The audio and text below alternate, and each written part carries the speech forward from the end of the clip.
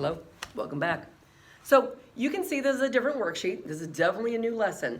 So ultimately by the end of this chapter, especially covering sections 6.1, 6.2, 6.3, and 6.4, 6.1's covering systems through graphing. So we solve them by graphing. 6.2 is solving a system through substitution. 6.3 is solving a system with elimination. And 6.4 is just a wild variety of word problems and you solve it the way you see it. Is it set up for graphing? Then graph. Is it lined up beautifully? Eliminate. Is it set up where one value, one variable is by itself, like Sally equals Tom plus something? That's probably set up for substitution. So depending on how the question is set up, kind of gives you a hint about which of the three techniques you should use: graphing, substitution, or elimination. Now, I'm not super fond of the graphing unless it's set up for graphing and you have a nice little graph. If you don't have graph paper or the numbers are huge, graphing would be a very not fun technique to use, okay? But obviously I've made this worksheet so that it's doable, okay? I'm gonna start, this is the worksheet that I will attach on Canvas. It has, I think, 5 sections to it. And I'm gonna start with the last section first, which I know, that's interesting. Thanks for going backwards, Miss Miller. Okay, so let's go to the very end of this worksheet. So this is just our in-class notes. This is not the homework, in-class notes only, okay? So I'm gonna flip this sucker around, and you can see we have some solving questions, we got some graphing, we have some solving questions, we have more graphing, we have some solving questions. By the way, it's not as, I know it looks kind of horrible, it's not as bad. We got this guy, and then we got concept summary. I'm gonna go right to the concept summary on this worksheet, okay? So when we're using graphing as the technique to solve a given system, we have 2 equations and we graph them. Well, 3 things can happen. I'm using some words like one solution. If you graph 2 random lines, you could get one solution. If you graph 2 random lines, you could get no solution. That means they're never going to intersect. One solutions mean they intersect at one point.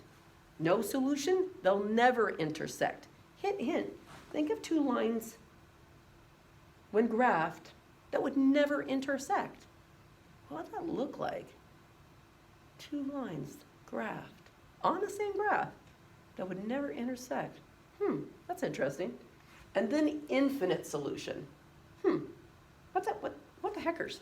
That means you're gonna graph 2 separate lines and everything is a solution. So you can have 1 intersection point, no intersection point, and a bazillion intersection points. What does those look like? I'm just gonna do random sketches, nothing too crazy. So I'm just randomly going to sketch. So you could have 2 lines that intersect, and you can see 1 intersection point, 1, 2, 3, up 2, 3, 2. Randomly, I picked it. 3, 2 would be the one solution to this system. That means they intersect in 1 point. That 1 intersection point is the solution. That means if you plugged in x is 3 and y is 2 back into the original equations, it's going to work for both. It's going to come up with 2 truthful statements, and we're going to be doing that in just a moment. So we're just learning. We can leave our math baggage at the door, right? We're just learning. We're just learning. No stress. We're mellow. No solution. What the heck does that look like? No solution. That means 2 lines graphed on the same graph would never intersect. What the heckers? Okay, well let's look. There's 1 line. Let me use a different color.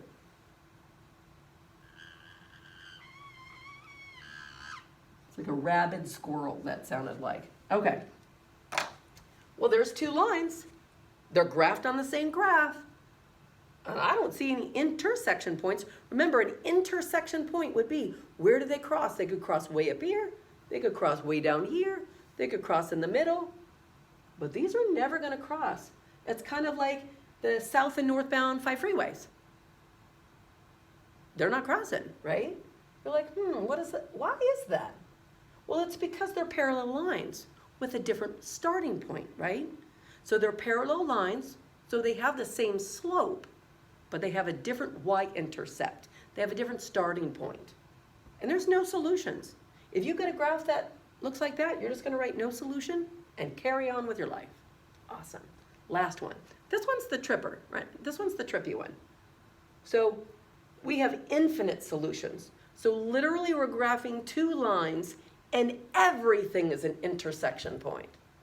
We're graphing 2 lines on the same graph and every stinking point is an intersection point. What the heck? That sounds interesting. Let's draw it.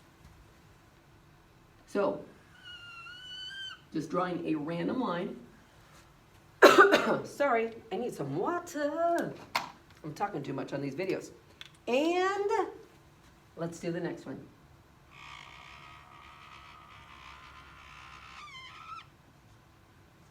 Holy heckers! We got the same line twice. So I graphed one line and I graphed the other one and they're twinning it. They're twins, they're twin lines. That means that's a solution, that's a solution, that's a solution, that's a solution, that's a solution, over here, over here, over here, over here, over here, yep, here. All of the points match.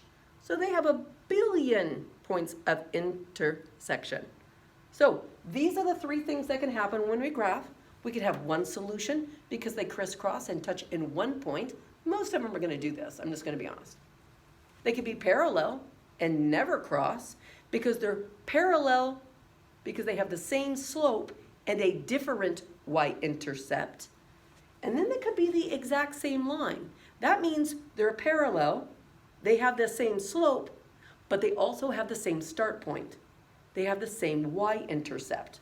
So we have these 3 possibilities. Cool.